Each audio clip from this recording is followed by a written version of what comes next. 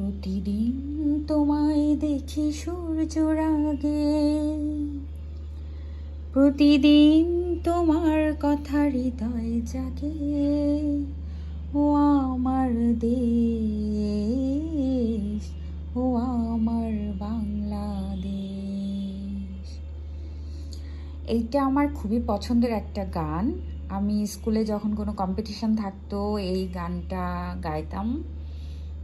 আরও অনেকগুলো দেশাত্মবোধক গান ছিল। তো হঠাৎ করে ছবি আঁকতে গিয়ে এই গানের লিরিক মনে পড়লো।